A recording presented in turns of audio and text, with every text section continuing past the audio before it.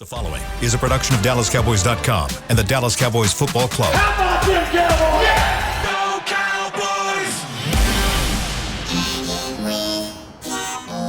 Blowing out of the backfield, exploding down the sideline. This is Hangin' with the Boys, presented by Wingstop, where flavor gets its wings. Now, your hosts, Nate Newton, Kurt Daniels, Jesse Holley, and Shannon Gross.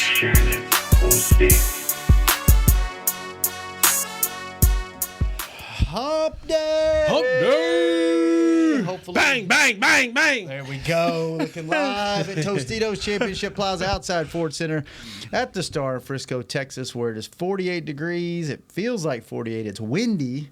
The low is 39 degrees. That is Shannon. He is Nate. We are out with my boy Kurt. Chris Beam is in the back, keeping us up and running. Nick. Yeah, come see us, Nick. We got us an open spot. I am Zaddy Holly. Together we make Hanging with the Boys, the sports talk equivalent of Braille. People feel us when we speak. I only go crazy when we win. It's been low key for 2 weeks now. And in Miami, it's still 75 degrees. Yes, it and is. fair. And the show is brought to you each and every day by Wingstop, where flavor gets its wings. Wings cook. We need 100 yards this week with the touchdown. Tell you what, man. The guests are rolling in. It's a big weekend. It is a big week. So, Nate, what's today? Wednesday, Yes. Thursday, Friday. We're going to need a Jimmy story each day the rest of the week. So think about it. How about them Cowboys? Oh, my God, that's not a story that you hollering into the microphone. We're going to need a Okay, Jimmy the story for the day was Michael Irvin said, Nate, we got this guy coming in. Oh, even better. A Michael Irvin Michael story. Irvin said, yeah, we got this guy coming in. This once Coach Landry was sadly dismissed. Love you, Coach. Rest in peace. But anyway, he said, we got this guy coming in. He said, he's tough, Nate. He's hard, but he's fair. And I said, well, what is it so much that you so excited? He said, we're going to get rid of a lot of sorry. Mike was going off because he didn't like a lot of our teammates. And the attitude that they had and just the way when we win or lose a game, how people handled it around here. He's like, this man don't play. We lose a game, it's going to be hell to pay. Oh, and Mike was excited. Not knowing the backstory, Right. that Mike had already given Coach Johnson a list of guys he needed to cut quick. As soon as he showed up, he had a list of guys he needed to cut. I was like, well, damn. I was like, well, damn, Mike, is I'm on the list. You're like, no, big fella, I looked that for you. But you're going to have to get it. But you're going to have to get in shape. You got to be in shape. We're going to run these 110s.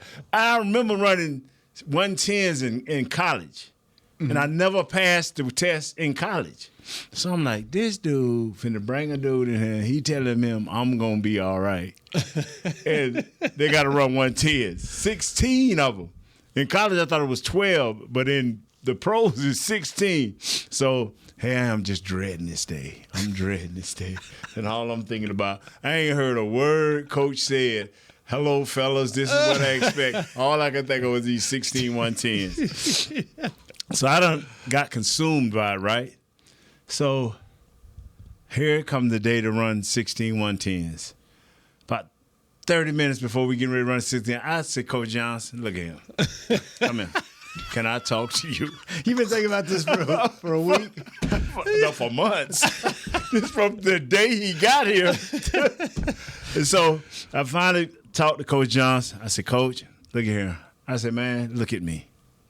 I ain't never been able, never will be able to run those 16 110s.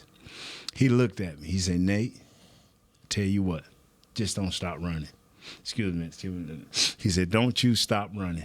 Whatever you do, just keep running. He said, I know you may make one or two, but just keep running. I said, yes, sir. And so we out there. I make one, boom. I make two, boom. I barely make three. I'm bent over, doubled over. I look at Coach Johnson. He did this. Just keep running. So I just kept running. And this dude falls out after about 8 of them. This running back falls out over there on the side. And he's having an asthma attack. about to have an asthma attack. So it was Jim Meyer and it was, I can't think of Kevin O'Neal. And Kevin O'Neal said, Coach, he's down, he's out. We think he's going to have a asthma attack. Coach Johnson looked at us. He looked at the media. He told Coach Warchek, keep it going. Get this guy over there on the other field. That's how the asthma field. He said, take over on the other field. We are running 110s over here. And by that time, I'm coming down. He looked at me. Just keep going. So I hit the line and turned right back around. They escorted the dude off, never to be seen again. Here I am. You just kept running. I just kept running. Forrest Gump. Just keep running. Just keep running. And so that's our story for the day. Wow. Yes. That's a good one. That's a good Way one. to kick the show off, man. Yeah. good. That's asthma field. And we're doing that because Jimmy's getting into the Ring of Honor at the game this weekend. Yeah, when I see him, I say, you just keep running. You just kept running, didn't you? Kept running till you made it right into that ring on. So That's a good story. I'm assuming you'll be there this weekend. Oh, yeah, I'd definitely be there. Yes, sir. A lot of the players. Yes, sir. Yeah. Coach Campo was in here at the previous show. Yes. Right? Yes. So a lot of guys. I tell you what. Oh, he came into the never mind. The AARP show. He's the older show. It is Yeah. the older demographic. It is show. the older demographic. Yeah, it is. Well, he should have been on our show because we had an extra seat. He a would true extra He would seat. have loved our show. Should have invited him to that. stay. He'd have loved our show. Yeah, Yeah. should have invited him to stay. I listened to Nick's show today. Good show. I like that show. Our fans. Chris, have say you ever our heard fans, or like the Cowboy the fans? Cowboys Okay. fans? Chris, is this show usually like that? Today was exceptional. Oh my God. They have all quit. They have given up. They are angry. Yeah, they were. It was a They're different show today. They're one and done. And these are like some of the most positive people. And Nick was mad. He was firing back at him. You know, he was going in. And then the one so much defending the Cowboys is just defending the attitude that you should not have. You know what? I'll take that back. The fans, this is why I think, and Jesse, this is why I like you. If you don't never sugarcoat the obvious, it's all right to be hyped and to be excited about the Dallas Cowboys as a fan, but as media, quit sugarcoating a bad situation. Yeah. And that's where Jesse will be like, okay, we're going to give you the lowdown. That's where I'm going to be like, during the week, I'm going to give you what I see. Now, what you get from it is a different thing. It's a 1-point win on Friday. Yeah. No. I've never, no matter how bad it get, even I won in whatever years, I used to always thought we had a way to win. Mm-hmm. But if you're a bad run defensive team, you're a bad run defensive team. If you're not a good player in these certain situations, you're not. And if you can improve, but you are who you are. And these people, for the first time, I'm listening to Nick shows, like, these people like, we've seen this before. Mm-hmm. We've been around this before. And They're protecting themselves. They're protecting themselves from the letdown. And in his show today, he kind of said what I've been trying to tell people. It's been 30 years almost since you've been to a Super Bowl. How do you preach Super Bowl to a team that has not sniffed a second round victory? So, but you continue to talk this and talk this and talk this, and you tell people how good your team is, but when can you prove it? Now, you have to prove it. Now, this team don't have to prove it to us, but they got to prove it to themselves. And in turn, we will, as fans, be rewarded. Mm-hmm. But until they get to the second round and win, people gonna get on that train of win. Mm-hmm. And now, 30 years later, or almost 30 years later, Win is in WHEN. Like, when is it going to happen? Or yeah, when is it going to happen? Or when are you going to win a game? WIN, a game. in the second round. In the second round. Until you do that, people don't want to hear it because this is what's hurt. This is what hurts the most. You got blew out by Buffalo, and you got beat that up-close game in Miami. The people are looking now, okay, if this thing avalanche and you lose to Detroit, okay, you on the road. What are you going to do? Right. What are you going to do? So fans, you got to give the fans the right type of hope. And the right type of hope is this is what you need to do. And it does not help when the 49ers sign another run-stopping defensive lineman. That does not help. Fans are out there. Like, we are a social media conglomerate. The Cowboys are big. Okay. Conglomerate. Okay, let's go. Let's go. So, let's go. You like let's that? go. He pulled out I got that off of Nah, that came from you. Let's keep rolling with it. Yeah. But anyway, He pulled out Jesse's show. demonstrative yesterday, conglomerate today. Yeah. but no, I got that off of an old James Bond movie. But anyway, You used it the right way. but anyway, when you are big like that, our fans are big like that. X, Facebook, Jesse Holly, Unfiltered, all of these things. I got my deal. Everybody got their deal. People are looking around and comparing.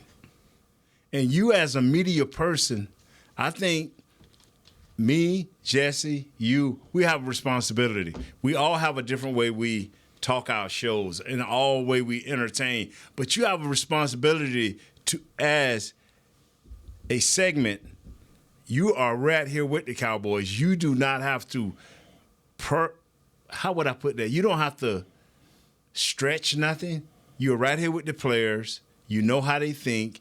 You have better intel than anybody. We are not Stephen A. We don't have to glamorize nothing. You are right here with the players. You get to see a lot of practices. So give them some type of closeness to the truth.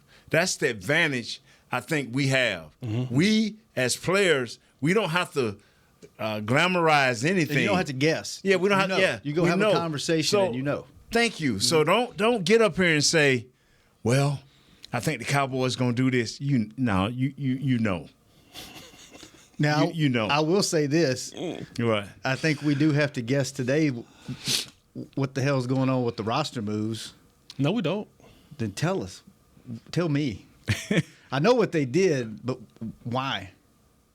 You want to tell us now or you want to wait till after Let's this take a break. That was good stuff, Nate. I like when Nate starts the show with that. Fire. Yeah, we need it. We need Open up with a great story. Yes, and then great story. Just and then kept running. Kept running. There he is. Next. You'll see. Storyline. Who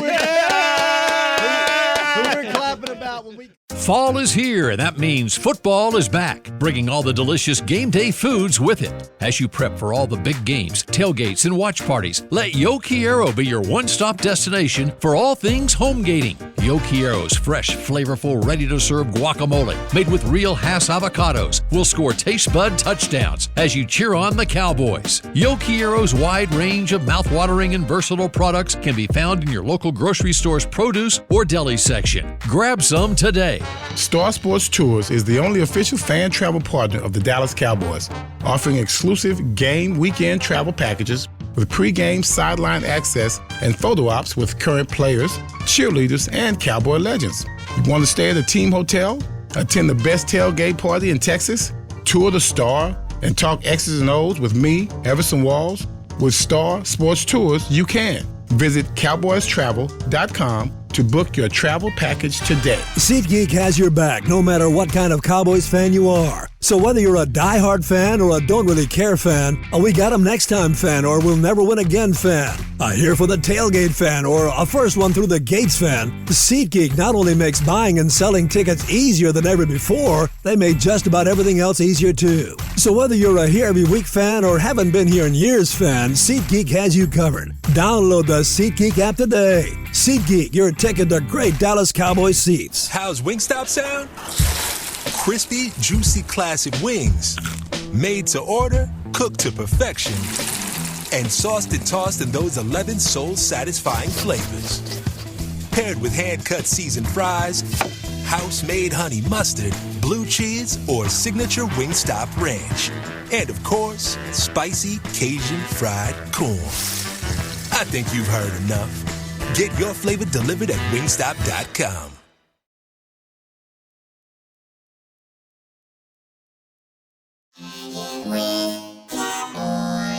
Back to Hanging with the Boys.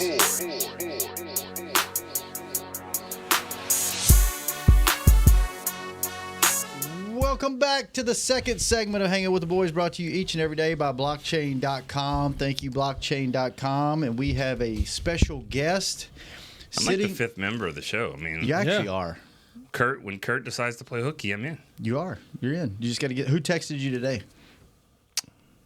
Beam said they're talking smack. You need to get in here. No, I'm just kidding. He didn't say that. I did not say He did not. That's say a way that. to get him down here real quick. That's a way to get him down here real I quick. said But we she know didn't to try get to call your Patrick show no today. C down here. How? I did try to call Just him. say we talking smack about him. Yeah, he found out. He'll run down here in a heartbeat, looking at Jesse, eyes locked in on Jesse. with his notes and his Yeah. and his formulas. Stop, y'all, because y'all know how he gets. Stop. Welcome to the show, Nick Eatman, ladies and What's gentlemen. up? What's up? Cowboys y'all being storyline. are y'all being nice, or do I have to? We We're were being defending nice. you. Be We ready was- to go. Yeah. We were I'm talking- ready. We were. Well, we'll get to that in a second. Tell us about the roster moves, Jess, and then you and Nick can discuss them. And I want to know what the hell's going on. I know what they did, but what's going on? Why are they doing this? Well, that to me, it looks like the Cowboys understand that in order for them to win games, we have a much greater need at protecting our quarterback and having some protection in the offensive line than we do at linebacker. What was the move today? So The two today, the moves? Cowboys, the practice window had opened up for, well, let's go. And he's 21-day practice window, and it's nearing closing time. So you got to make a decision. Either he's going to stay on the IR for the rest of the year and he's done, or you elevate him to the roster. Well, when that happens, he don't have a roster spot. So somebody got to come up off a roster spot. And they decided to release linebacker Rashaan Evans in place of having Matt Walesko having that roster spot. Now, this is the game within the game. Your hope is that the remaining teams that are looking at Rashaan Evans are saying, because teams that are out of it, right, that are mathematically eliminated, who don't have hope for the future, they ain't trying to sign guys. Yeah. They're now trying to look at, all right, how can we maintain or gain draft status, right? Can we lose some more games to get a higher draft pick to help us in the future? They may be trying to sign guys, but not Rashaan Evans. Not Rashaan Evans. Like poach someone's practice squad Right, guy. some Yeah. younger guys Yeah, who they yeah. can kind of have for the future, right? Right. For future contracts. And then now it's the teams that kind of have a little bit of hope that are going to the playoffs that are saying, okay, maybe we meet, maybe we don't need. And the hope is that he passes through waivers, and now you're able to sign him back to your practice squad. And we've been discussing off air, and you said you already checked on it, because he's had already, Rashaan Evans has already done his 3 elevations from the practice squad. Now, elevation from practice squad to the active roster, you get get back down. You get 3 times. Without going through the waiver.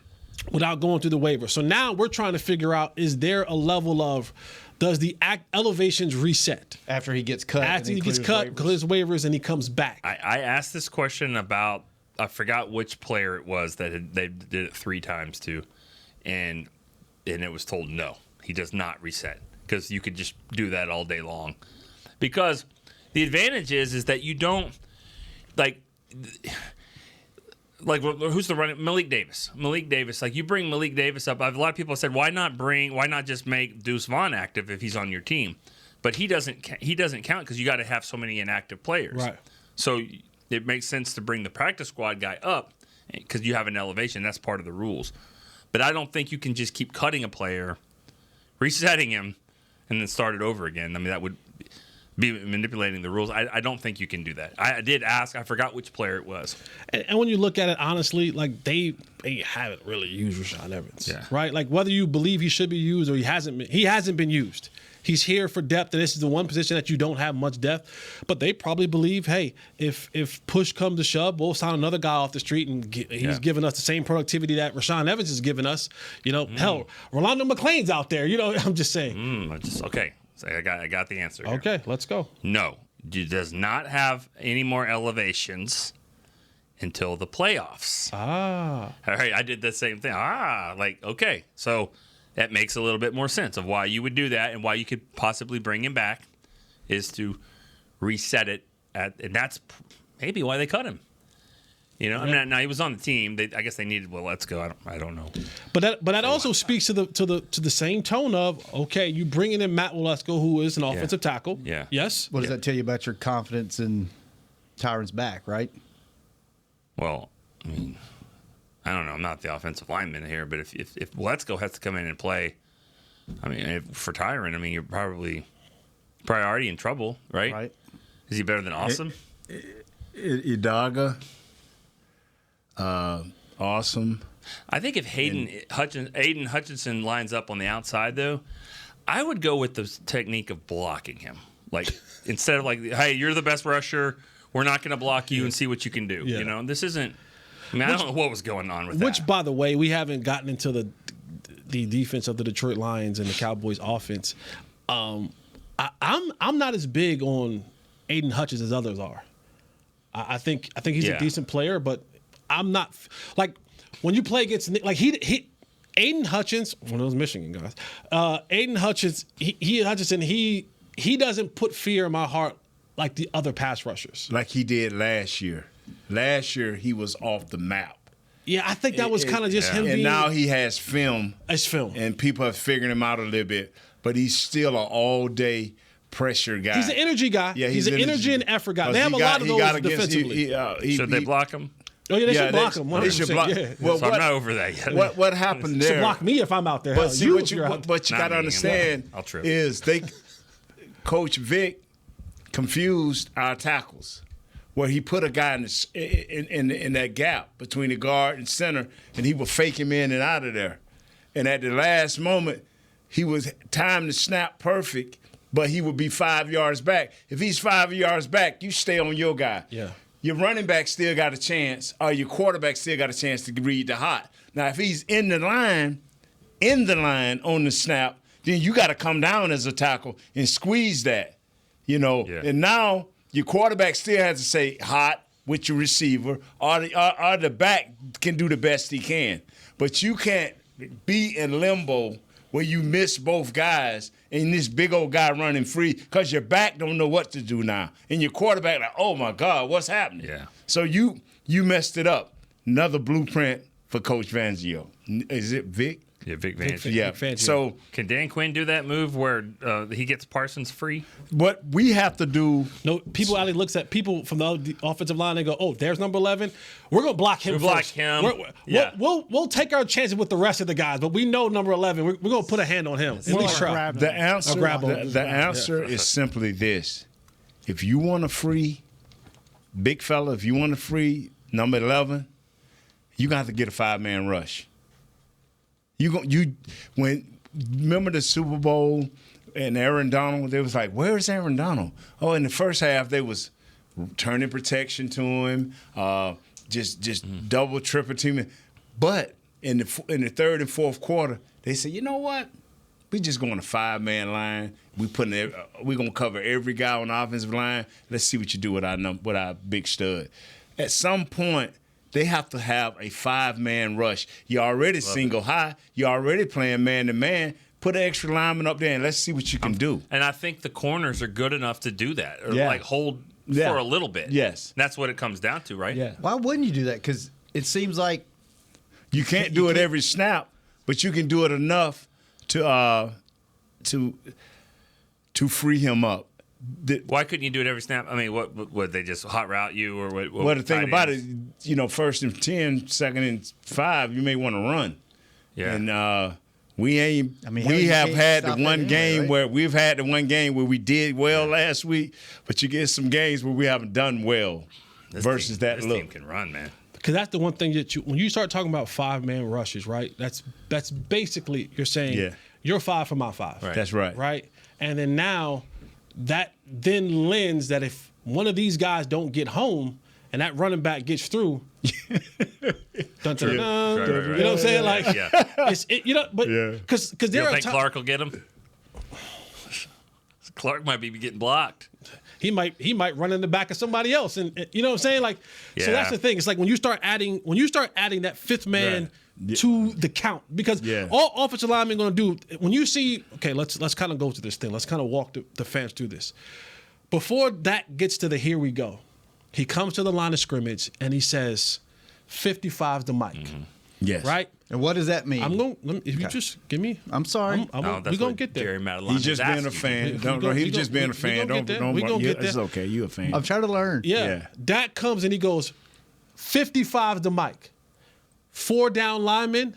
The offensive linemen go, we got these 4. And when Dak goes 55 the mic, 62 is the mic. 50, whoever he IDs as the mic, that is the 5th guy. And that's who we got. So now that's who the offensive line has. If he inserts himself, they sort that out between those 5. You see, they pointing around, they doing this and that. Hey, you Hitting legs. Yeah, hitting legs and all that. They going, you got here. So they know if he comes, I got him.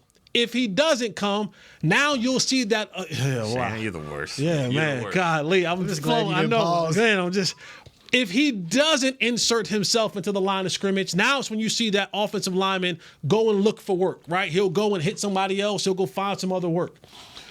When you now add that 5th guy into the box, you now have to have 2 receivers, depending on what they are as far as formation. So 2 or 3 DBs, and that leaves 2 safeties and 1 linebacker. And now you always say you'll hear a running back coach say, "All right, listen, they got these guys. You got to make him miss. This is your guy." So now if the running back gets through there and that linebacker isn't a sure tackler, because remember, the DBs and the safeties, they're playing man coverage. So their backs are turned and they're going down the football field. You make that linebacker miss. This is why you can't do it all the time, because you make him miss, their backs are turned and they're on the outside. That's a guaranteed It's 20 yards. That's a guaranteed 20 yards. And you're talking about a guy like Jahmyr Gibbs or Montgomery. Yeah. They get to the second level and Clark or Bell. J-Ron or Bell or one of those guys, they don't make that tackle. Yeah. He's going to hit his head on the goalpost. Adios. So this is why you got to mix it up a little bit, and that's the breakdown of why you see and when you start putting on all that kind of nonsense. Makes sense. And what kills you is if they got them 5 guys and they say, you know what, forget the linebacker, and they bring in a down lineman. And that's where it can get ugly. That's where our left tackle, if it's not Tyron Smith, can get exposed. And that's where our center would definitely get exposed, because they have 2 big old mats. Number 96, Isaiah Buggs, that's a big old man. And Benito Jones, those are big old men with big old butts, and they love to get their hands inside and just press. We call those the Shannon Gross specials. Yes. Big black old men. Big black men. You gotta wonder. I'm just gonna Welcome to the show. Pause. Yeah. And so the thing that's amazing about this, since we're talking about their defense, they only give up 3.7 yards a rush. The inside of the defense is strong. They got just good run-stopping guys. The guy that Jesse said that he's not high on, he's a motor guy. He plays his gaps. Where'd Bugs go to school? Alabama? Is that? I don't know. He's a free agent from San Francisco. Oh, I don't remember. Yeah. He's a free agent from San Francisco, I think. The thing that makes Detroit special, they only have 10 interceptions. They only have 6 fumble recoveries. What makes them special is 3rd downs, they get off the field. 37%. They are only giving up 37% out of 175 third downs. They've only given up 66. These people do not play on 3rd downs. What that tells me is they will put you behind the chains, one way or another. They will put you behind the chains, and they can get off the field. They only have 10 interceptions? Yeah, I think. God, well, because they got 3 last week against Mullins. I think. Yeah, look it up. Yeah, no, but that's not. I mean, Mullins gave him a lot of gifts last week. Yeah, I could be wrong, but they're only giving up 23 points a game. They good, man. They just like they coach. They're tough. Dan Campbell wasn't over talented. This team is not over talented, but they play their gaps. They're disciplined in what they do. They got a nice safety in Kirby Joseph and number 6. I can't even pronounce his name. In Fondnu. They tackle pretty well. They do tackle well. And they'll come down in the box, and they won't show up in the box early. It'll be like your boy. I have to ask. said though. a couple. I have to ask. I'm sure a lot of people ask this about the Cowboys and the Cardinals. I mean, how did the Bears kick their ass like 2 weeks ago? Those are the games that we sit up and say, wow, how did that happen? I mean, it happens to every team. It happens to every for the team. Most part. How Arizona kick our butts. That's what I just said. Yeah. Week 14, the Bears got them 28-13 in week 14. But their other losses is against Green Bay, their nemesis, 22-12. That's in week 12. And the other loss, 2 losses were against decent teams, the Seahawks. And boy, Baltimore beat them down. Yeah. You know, but here's the thing that to answer your question, Bugs went to community college, then went to Alabama. Oh, okay. He's from my neck of the woods, Ruston, Louisiana. Is he? How about that? Country boy. Yeah, country boy. You think he moved around 17 times? Probably not. Maybe. Big Bugs. But here's when you look at the Chicago game and other games like that, the one area that they struggle in is with Aaron Glenn, who's their defensive coordinator. One of the things that they like to do is they play like the Cowboys. They play a lot of single high safety, man to man. They'll play some cover 6. That means 2 on one side, 4 on the other side. They try to do, because they'll have number 6 down in the box, and they'll try to invert him back. So they try to play these games pre and post snaps. The problem is that their communication at times are off. When you start giving them 3 receiver looks, 4 receiver looks, and you start to kind of interchange and cross, they start letting guys go free. And you saw a lot of that in the Chicago game. You saw a lot of that in the Minnesota game, where guys are running open because they're in their coverage and their post snap shifting to their next coverage. Guys aren't communicating the next move properly. And when you're talking about playing single high or man to man, those type of situations, well, I'm already up close. So if I'm off, I'm leaving the guy wide open. Yeah. And Nick Mullins was able to find guys last week, and that's what happened in that Chicago game. They let a lot of people run free. The middle of the field is available because that safety is getting the hell out of there. He understands I'm the last resort. I'm the deepest of the deepest. And so that middle of the field is open, and they're letting guys run free. And when you have a guy like Fields, it's a la to what Lamar Jackson is. You have to play defense twice. Right? You got to play the initial hut defense, and then with their scrambling ability, you have to play defense again. And so with teams like that, because they're another team, this goes back to what you mentioned earlier, inserting that 5th guy. They bring linebackers, they bring safeties. So when those guys either don't get home or get blocked, the defenders on the back end are anticipating something to happen up front. And when you have a scrambling quarterback like Justin Fields and Lamar Jackson, who can see that blitz coming, see it coming from the left, see it opening on the right, get through there, it's open space. Yeah. And now when the other defenders are coming up, they're throwing balls behind them. And that's how it can get confusing for this defense. But they want to hurry you. Everybody on this must be a prerequisite for playing defense or playing football on the defense side for Dan Campbell. You will be physical, you will have effort, and you will tackle. Yeah, you will tackle. You will tackle. These guys, from safety to corner to linebacker to defensive ends and tackles, everybody gets to the football and they tackle with a level of aggression. But they do let a lot of guys run free. All right, let's take our last break. When we come back, knew he'll show up. Knew he'll be here in like 2 minutes pointing at the clock. Right. So, but anyway, we'll be right back with more football. And why is Nick so angry on Hanging with the Boys? Storyline. I'm Dak Prescott, quarterback of the Dallas Cowboys. And they snap it to Prescott, who looks right. It's not there. He escapes left. He'll run for a first down. Just like football, when it comes to crypto, it's important to have a team you can trust. With blockchain.com, I know I'm in good hands. Since 2011, they've been trusted by millions around the world to buy, sell, and trade cryptocurrency. Prescott's going to run this himself.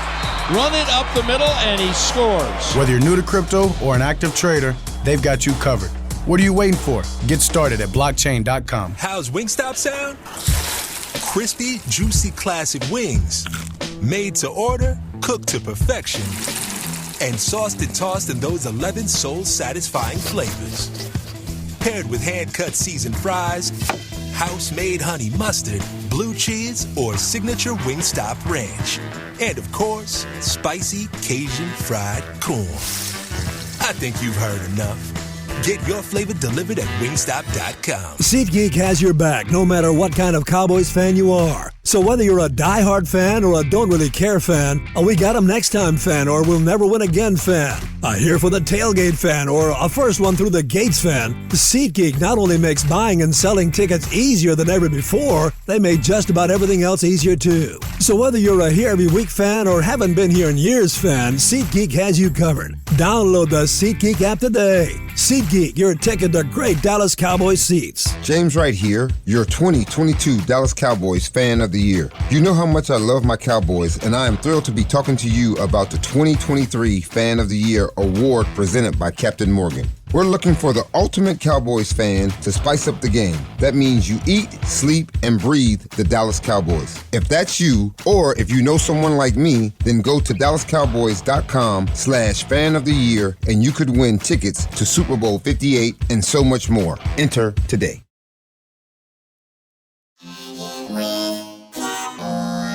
Back to Hanging with the Boys.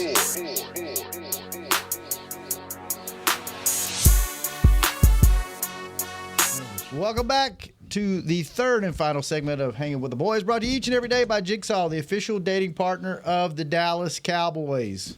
So, Nick, we were talking right before you got here that you had a little fire and you had a fire in your belly today. You were a little aggressive with your callers. Are you fed up with our fan base? What's going on here? You know, Hello? Uh-oh. No. Jesse hit the thing with something under the table. No, I'm not fed up with the callers. Before you get into this, let me ask a question. Uh-oh. When you get into your fired up mode, you don't have to say it on this show, but what's your go-to cuss word? You act like there's one. What's your combination? It's fine. Chris's kids are back there, but they have headphones in. No, I'm good. They're all on the table. I'm sorry. Depending on the situation. They're all on the table. Okay. I mean, I'm sorry. I'm not. And it's not good because I have a 3-year-old that. You know how you know Nick's mad? He gets real antsy and he'll grab his mouth and he'll go, you know what? And as soon as he says, you know what? That's it's coming. That's nuclear mode. You know what? And when the callers are going like they were today, and I'm just like, yeah, and your face. Here's the one that got me today. Face is kind of red right now, just thinking about it. He's thinking about it. Yeah, what got you going today? Yeah. Because I listened to the show. I tried to call in, but I would have appreciated that. I was going to lighten it up. I was just going to say, what's your favorite road game? Here's what I always say though too. Like my opinion is not. I mean, your opinion when the caller comes in, your opinion is not wrong. Your opinion is your opinion. Mm-hmm. So I'm not here to argue with you. But the one that's got me a few times is like the Dak looks like he has a deer in headlights, or they don't have the game face on. And I'm like, what the hell is a game face? And how would you know when you're out of the country or when you're in Seattle and you're watching it on TV? I mean, other than the defensive tackle that went up against you, he could maybe see what your game face is. But game face is so stupid. I mean, Eli Manning's about to go in the Hall of Fame, and he had the dumbest looking face of all time. But, I mean, who cares? Well, your game face during a game is going to be the narrative they're telling you on TV, and that's when they're going to show your face. If you're sad, they want the sad narrative. If you're fired up, they want, you're right. So I don't understand that. I whatever it is, I think that the Cowboys, I mean, I don't think they lost because they didn't have the right face. I think they, face mask. I mean, maybe, Damone. But yeah. And so it's just another thing too is what's your game face? What are we playing? All right. This is it right here. Definitely that's on the right show. He didn't say O face. He said I just want to say this. Damone Clark, 3 weeks in a row, my friend.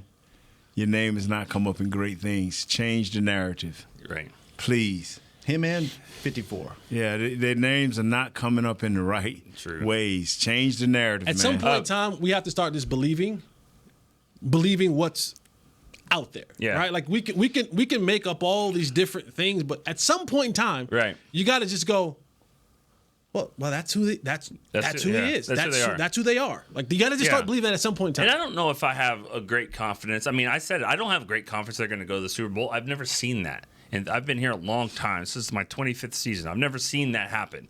So I don't have the confidence of that. And now they got to beat San Francisco, and they're not better than San Francisco. So that seems like a problem. But I do think they're good enough to get in the tournament. They're in to get in there, play well. We talked about moral victories came up today. Am I a believer of it? Oh, that was on the radio on the fan. They asked me about it. I was like, yeah, Nate's probably listening. But I don't view that the moral victories are certainly done. I mean, you're done with that because the Philly one sort of was, and they won 5 in a row. They took good things from it. Yeah. But I don't know what you take from this. Like at some point, the moral victory has to lead you to real victories. And so you are going to enter the playoffs without a signature road win. You will not have one. Mm-hmm. And you won't have a winning record. They have to figure out themselves how to get enough confidence. And they did it last year in Tampa. They limped into the playoffs, and they destroyed Tampa. But the confidence, I don't have a lot of confidence, and the fans are wavering, but does Mike have the ability to get them confident? And that's what you guys as players, you've been in some 2-3 game losing streaks. How do you turn it around? How do you prove – how did you beat Philly – after you lost with 11 sack game in 1991, 24-0. Yeah, okay. But y'all came back and you beat Philly later that season. I mean, obviously it was talked about, written about all week long. You did something to get that and say that was not us. We can do it this time. Yeah, along with the great coaching and players believing and trying to execute. We just turned the execution around. Yeah. That 2.1 release that Tua had, our quarterback had that same release, but he had more incompletions than what Tua had. He didn't have Tyreek Hill either. I mean, I'm sorry, Yeah. Kelvin Martin wasn't exactly. Yeah, but Kelvin Martin broke that game over with 87 He did. He won the game. punt He won the return. game. Yeah, 85. The thing is, we were up and coming, kind of like Dan Campbell's team. You're up and coming, and all you need is just that one play. But you got to believe that you can make that play. This team has not made that play this year. I said it yesterday and I said it again. With everything that happened, with 3 minutes and 27 seconds left in the game, you were winning. Mm-hmm. That was the chance for somebody on the defense to make that play. And no one made that play. Somebody got to make that play. They asked me, a social media group asked me, who's the player of the game? It was 3 minutes to go. They just took the lead. They only do it on wins. So it hadn't come up until right then, like who's going to be the player of the game. And I said, Micah. And I'm like, Micah, what has he done? I was like, if they're not going to win unless he does what he did against Seattle. That's Remember? right. Yeah, close Close the door. They're going to only win this game if he does that. Yes. They're not, and he will be player of the game if they win. And they didn't because he did. I mean, he didn't make that play, but you're right. I mean, it really hasn't happened. And there hadn't been a lot of games like that. Gilmore did it against the Chargers with that interception. That Micah made the sack. So I didn't even think about it like that. Yeah, he made Micah, the sack. Yeah, Micah closed the door, and he just he got a pressure for that next pass to be sure. Yeah, he did. You have to, and that's what. You fight in these games, especially on the road. You fight in these games because, number one, you're saying your quarterback, we can give him that ball. On the last series, we've seen the serial killer do it forever and ever in Green Bay. We've seen that guy do it every year that he played in Green Bay. 3 minutes was 3 minutes too long. We gave it 90 seconds. We gave it to Dak. No, we gave it to Dak. We gave it to him too early. If we could have gave it to him with those 3 minutes and 27 seconds, us down by 1 point. But see, that goes into the next narrative that we have to have at times, because when you're looking at, I remember when I left Dallas and I ended up in New England. Right. And in the process of what we were doing in the offseason, we were watching film, they were breaking down film. And it was that year that we played up in New England and we scored. But we left a little bit too much time left on the clock. And then Tampa went, not Tampa, but Tom Brady went down. Aaron Hernandez back in the end zone. Remember, he opens the safe, takes the money out, kind of, he does that thing. He does that. Right. And I'm sitting in there and I'm watching from now the Patriots' perspective, and they're talking about how 2 series before they actually got the ball back, they were planning to get the ball back. And they were saying, all right, this is how we're going to break down. if they do this, we do this, and then they get the ball back to us, we're gonna go down there and score and leave them no time left. You talking about the Patriots, the 2011 game? Yes. You know what? I want to add to that, but I don't want to cut you off. Sorry. And so, but I'm sitting there and I'm watching them call play. Like I'm watching again from the Patriots side, knowing what we was taught and told on the Dallas side. I'm watching them walk through this and break this stuff down, and I'm like, and then I go and I say, when Dallas, they're the details. When they get the ball, right, their only thought process, we have to score, we have to score now. Instead of being methodical in how they do it, chewing some clock up, eating some clock we're up. We're going to score. It's just when do we want to score? Yeah. Let's not leave them a whole bunch of time. That's that confidence thing, right? Right? And then what happens? Miami gets the ball back, 3:27, and they said, we're going to score. And leave no time on the clock. On the clock. And so it's those small things that has been a narrative for Mike McCarthy. It's been, when it comes to the details of things, can you do it when you're supposed to do it? And it's cost the Cowboys some games. Let me add to that story. And Skandrick, whatever, he might be salty about this, but he's always salty. Yes. Skandrick, after the game, Skandrick's job is the slot corner, go up against Wes Welker. That's the game. Like all week long, Skandrick versus Wes Welker. And after that drive, the game was over, and Skandrick was pretty proud of himself. He said, what did Welker have? 6 catches, 45 yards? Yeah, Skandrick. 4 for 40 on that last drive.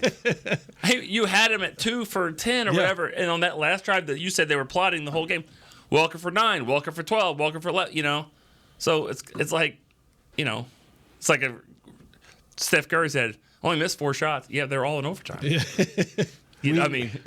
We were going up to play the 49ers in that game, the Mud Bowl or whatever they wanted to call it. Yeah, and Jimmy just told us, fellas, no mistakes. We can beat this team. Nobody had us. That's Chris Berman's team, the 49ers. Mm-hmm. And so the rest of the media fell in line with him. It's no way the Cowboys are a year early. And Jimmy, we got these guys. Just don't make that mistake. We going to make the play at the end to win the game. Alvin, get over here. I got the route. Get over here. Alvin looked like, okay. He looks, Troy looked, I never understood that. Did Michael not think that the reason why that he was always doubled on this was because it was Michael Irvin, not because it was the route? That wasn't the route. But the thing about it, he figured with the look, the formation, that they wouldn't be able to do it. But he underestimated Coach Seifers and how smart his staff was. Hey, I've been a fan for 40-something years, 45 years, I can remember. Absolutely my favorite play in the history of the Dallas Cowboys is that one. Yeah. Or Alvin Harper, 70 yards, slant. Wasn't even a touchdown. No. That is the most memorable play for me. It was like, because it was all there. The crowd, here come the Niners, here they come. Are they going to run the ball? Are they going to be conservative? And they threw a slant. You know what made me, you know what I remember? You know what I remember? And this is how I know you can help your teammates. When Troy said, fellas, I need y'all to hold in there. I need for y'all to hold in there.